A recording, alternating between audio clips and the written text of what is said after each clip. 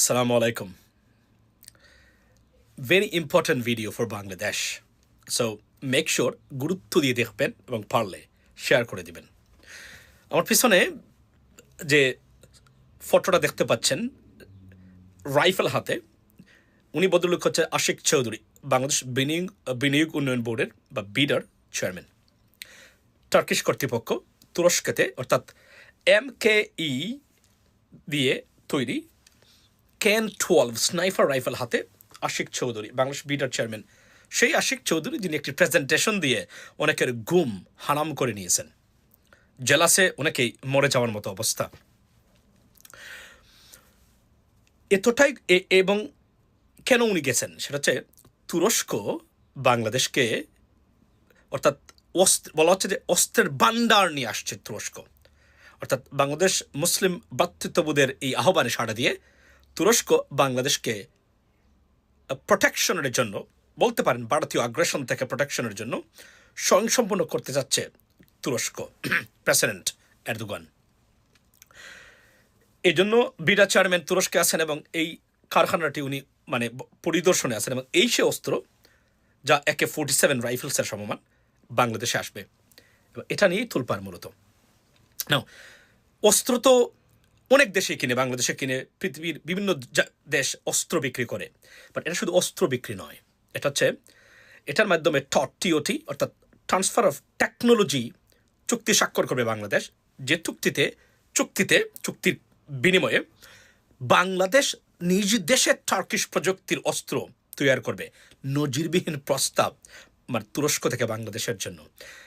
We have never seen anything like that. এবং এটা unexpected, but তারা বিশ্বাস করে বাংলাদেশের স্বাধীনতা সার্বভৌমত্ব রক্ষার দরকার যে ধরনের আগ্রাসী একটা পরিবেশের ভিতরে বাংলাদেশ আছে, এটা শুধুমাত্র ডক্টর মোহাম্মদ ইউনূস গভর্নমেন্টের কারণে সম্ভব হয়েছে এবং আশিক চৌধুরীদের মতো ব্যক্তির কারণে, তাদের ডিপ্লোমেসির কারণে এবং এই ধরনের কমিউনিকেশন নেটওয়ার্কিংয়ের কারণে সম্ভব হয়েছে। এবং এটা ভারত মানতে পারছে না।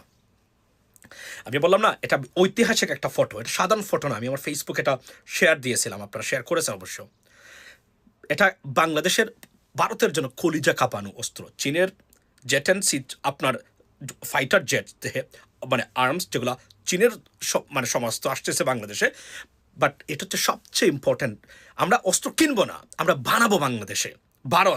ভারতের রীতিমতো গুম হারাম। পরের দিনেই কিন্তু তুরস্কের বিরুদ্ধে বিষাদগার করেছেন নরেন্দ্র মোদী এবং ভারতীয় গভর্নমেন্ট, বিকজ তারা কখনো চাননি বাংলাদেশে এগুলো আসুক। এটার সাথে কি নির্বাচনের সম্পর্ক আছে? অফকোর্স। এই যে দেখেন না, নির্বাচন দিতে হবে আগামীকালকেই, ভারতীয় প্রেসক্রিপশন। ওয়াই? বিকজ অস্ত্রগুলো আসবে ঠিক 6 মাস থেকে 9 মাসের ভিতরে বা 4 মাস পরে, অর্থাৎ যত তাড়াতাড়ি পারেন ডক্টর ইউনূসকে সরাতে হবে, তাকে বিদায় করতে হবে। তাহলে চীনের অস্ত্র ভান্ডার, তুরস্কের অস্ত্র বাংলাদেশে আর ঢুকবে না। ভারতের এই পলিসি এবং এই ট্যাবলেটটাই আমরা খাচ্ছি, আর আমাদের সোশ্যাল মিডিয়ার অনেকেই সেই ট্যাবলেটটাই খাচ্ছেন, রীতিমতো দেশদ্রোহিতার সামিল এবং দেশদ্রোহিতার উল্লাস করছেন, না বুঝে, না জেনে, অথবা বুঝে না বুঝে। অনেক রাজনীতিবিদ, অনেক মিডিয়া ব্যক্তিত্ব।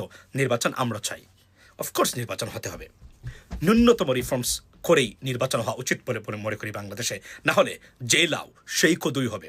হ্যাঁ, অনেক সমালোচনা করবেন আপনারা, আই আন্ডারস্ট্যান্ড, বাট যে প্রপোজালসগুলো দেওয়া হচ্ছে, এগুলা যদি অন্ততপক্ষে আইন আকারে ছেড়ে দেওয়া হয়, বিএনপি এসে এগুলা পরিবর্তন করবে না।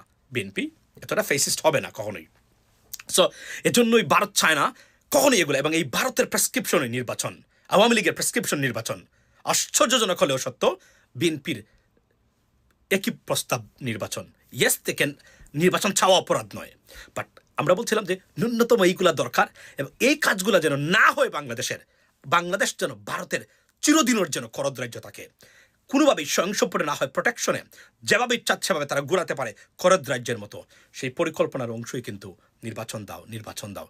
অফকোর্স নির্বাচন দিতে হবে, নির্বাচন দরকার, কিন্তু নির্বাচন দিয়ে যদি আরও একটি ফেসিজম অথবা ভারতীয় আগ্রাসনকে পুনঃপ্রতিষ্ঠা করতে হয়, সেই নির্বাচন কতটুকু কার্যকর হবে সেটাই দেখার বিষয়, সেটাই চিন্তার বিষয়।